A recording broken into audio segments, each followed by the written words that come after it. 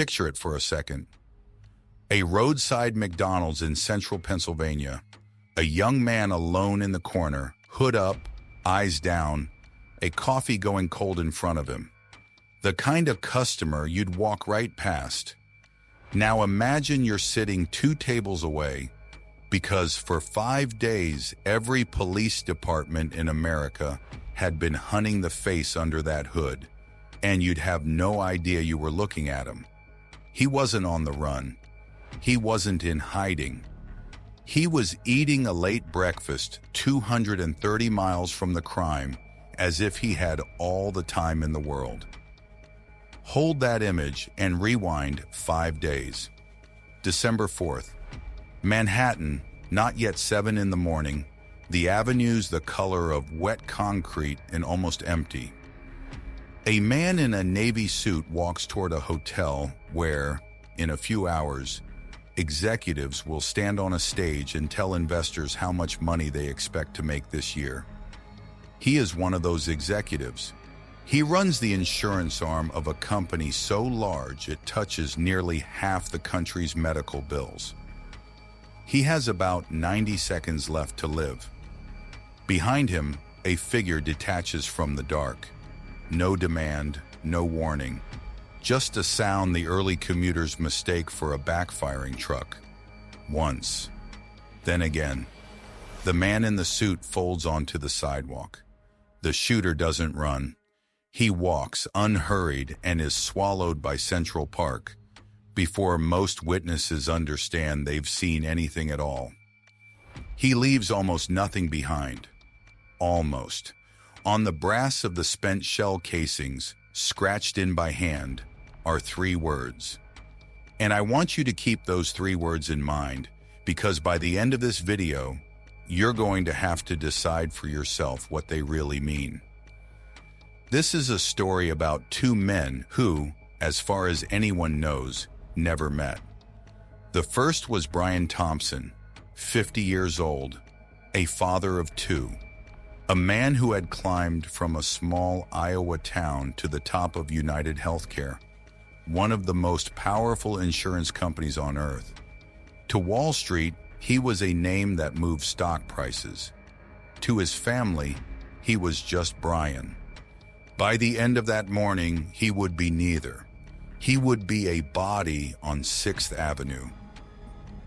The second man was 26, an Ivy League graduate, the kind of person whose resume makes strangers a little jealous.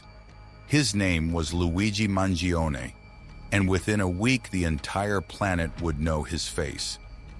But here is the part that should unsettle you, and I mean you specifically. When that face finally appeared on every screen in the country, people did not recoil. Some of them cheered. They printed his face on t-shirts. They sent money to strangers organizing his defense. They wrote his name like a battle cry. So before we go any further, be honest with yourself. When you first heard about this case, what did you feel? Hold on to that answer. We'll come back to it. A man had been shot dead in the street, and somehow the loudest conversation in America was not about the victim. It was about whether the accused killer had a point. To understand how a country arrives at something that dark, you have to understand the quiet young man at the center of it. And he was very, very quiet. Long before the gunshots. On paper, Luigi Mangione had the life most people dream of. Born in 1998 into a wealthy, well-known family in Maryland. A name attached to country clubs and good addresses.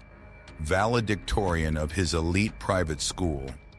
Then the University of Pennsylvania, an Ivy League degree in computer science, and the clean upward path that's supposed to follow. Tech work, travel, the future, wide open. And then the path simply stopped. Friends say he'd been wrecked by a back injury. Real pain, the chronic kind that reorganizes a person's whole life around it. There was reportedly spinal surgery. And somewhere in there, the bright, sociable young man began to disappear. not all at once, in silence.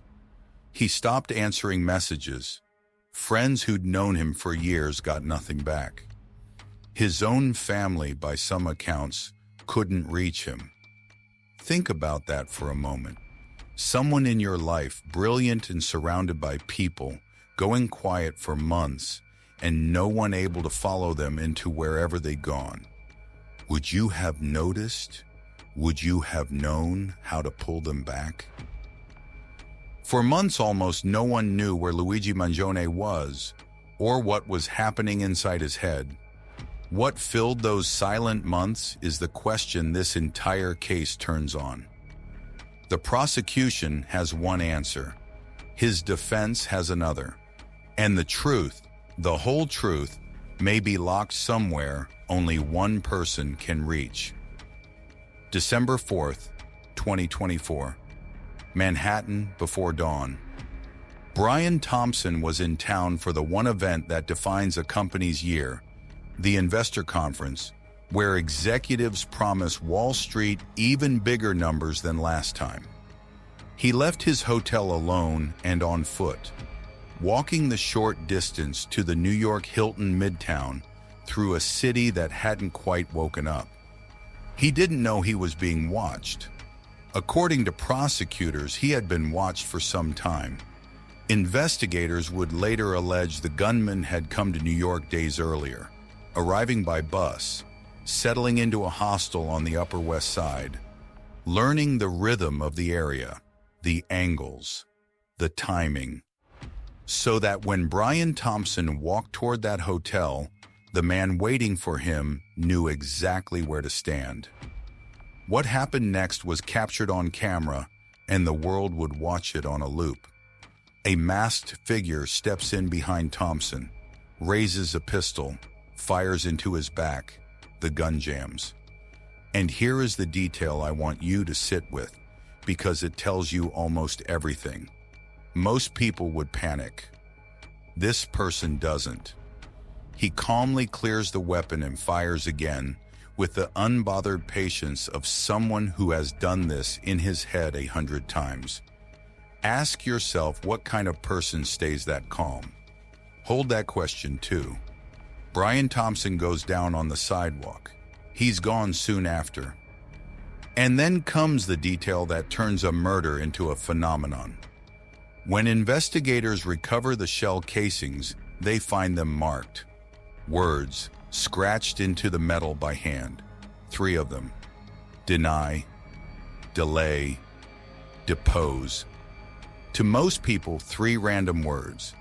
But to anyone who has ever fought an insurance company over a denied claim, they land like a slap. They echo the language critics use to describe how insurers allegedly dodge paying out. In that instant, the killing stops looking random. It starts looking like a message. And here's the uncomfortable question buried in that message. If you've ever stared at a denial letter for a treatment you needed, did those 3 words make you angrier at the killer or at the thing he was allegedly angry about? Be honest. That tension is the whole reason this case exploded. The hunt began before the body was cold. New York is one of the most surveilled places on the planet, and detectives went to work the way they always do, frame by frame, camera by camera, rebuilding a stranger's movements out of 1,000 fragments of footage. The hostel, the streets, the escape into the park. But the break, the one that gave the ghost a face, came from a moment of pure human carelessness. At the hostel, the suspect had allegedly pulled his mask down, maybe to eat, maybe, as the story goes, to flirt with a worker at the front desk. For a few unguarded seconds, a camera caught him with his face bare, and he was smiling. That photograph detonated across the internet. A young man, almost handsome, smiling like he hadn't a care in the world. If you were online that week, you saw it. You probably remember exactly where you were. Police now had something far more dangerous to a fugitive than a description. They had a face the entire public was staring at. The trail thickened. Physical evidence along the escape route. A digital paper trail that allegedly led to a name on a bus ticket. Mark Rosario. The same false name, investigators say, used to check into that hostel, backed by a fake New Jersey ID. A masked shooter. A handwritten message on the bullets. A smiling face with a borrowed name. The largest manhunt the city had seen in years was screaming forward. And then, for 5 full days, it slammed into a wall. Because the man they were hunting had vanished. 5 days. That's how long he stayed a ghost. His image was everywhere. Every news channel. Dissected frame by millions of amateur detectives online. Maybe you were one of them. Maybe you studied that footage too. Tips flooded in by the thousands, and still, nothing. He had slipped out of the city not long after the shooting and gone west, putting state lines between himself and the manhunt, melting into ordinary America. Until that McDonald's in Altoona, Pennsylvania. December 9th. 5 days after Brian Thompson died on a New York sidewalk, a customer glanced at the young man eating alone in the corner and felt a jolt of recognition. That face. The one from every screen in the country. Now put yourself in that customer's seat for a second. You're almost sure. But what if you're wrong? What if you're right? They made the call. They told an employee. The employee called the police. When officers walked in, they found him almost exactly the way he'd be remembered. Hood up. Calm. According to prosecutors, when they asked his name, he gave them the lie first. Mark Rosario. He even handed over the fake New Jersey ID to sell it. It held for about 20 minutes. Then, under questioning, the story collapsed, and he admitted the name and the license were fake. But it was what he was allegedly carrying that turned an arrest into a case. In the backpack, investigators say, was a small arsenal of intent. A pistol made on a 3D printer, a suppressor, the fake ID cache, and tucked in among it all, a spiral notebook. It was that notebook that would become the most fought-over object in the entire prosecution because of what investigators say was written inside. And once you hear what it allegedly said, you cannot unhear it. He had a name now, and it was not Mark Rosario. It was Luigi Mangione. What followed was not one legal battle, but 2, stacked on top of each other. He was taken into custody in Pennsylvania, then returned to New York to face state charges. And then federal prosecutors brought a second case of their own. 2 governments, 2 prosecutions, 1 defendant. Here is where I need you to slow down with me and stay sharp. Because in a case this loud, the line between what is alleged and what is proven gets trampled fast. So let's hold that line together. The prosecution says its case stands on layers. The weapon. Prosecutors say the 3D printed pistol from the backpack is the gun that killed Brian Thompson. The writings. Prosecutors say that notebook laid out a desire to target a health insurance executive and railed against what the writings allegedly called a greed-fueled health insurance cartel. And the trail, the fake identities, the bus ticket, the hostel, the footage, a chain, the prosecution says, that leads to one man. Now ask yourself, just from what you've heard so far, are you convinced? Hold that verdict. It's about to get complicated. Because the defense has not stood still, and in one crucial round, it landed a real blow. In May of 2026, a New York judge ruled that some of the evidence taken from that backpack had been obtained improperly and threw it out. A magazine, a phone, a passport, a wallet, a computer chip.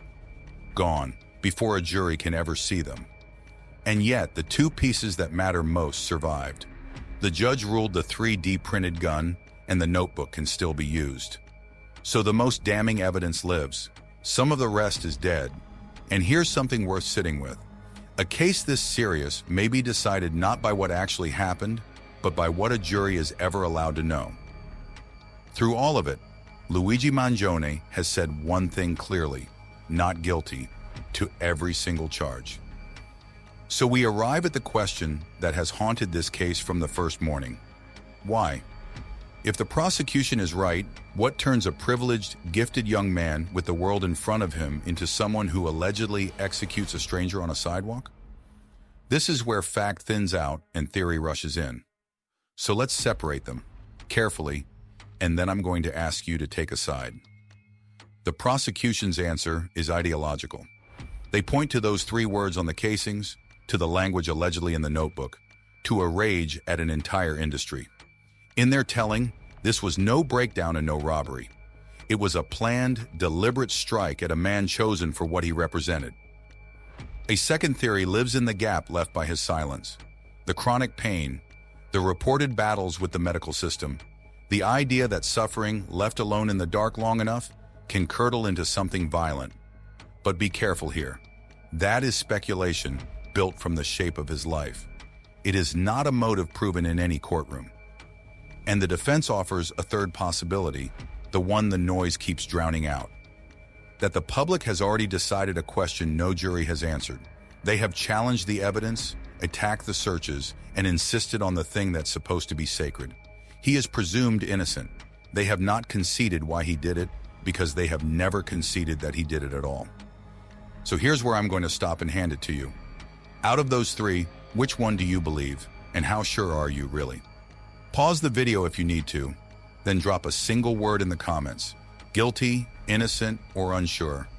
I'm genuinely curious where this audience lands because the country split clean down the middle, and I want to see if you do too. And that split is the strangest twist of all. A man was dead, and a movement bloomed on top of his grave. Free Luigi became a slogan.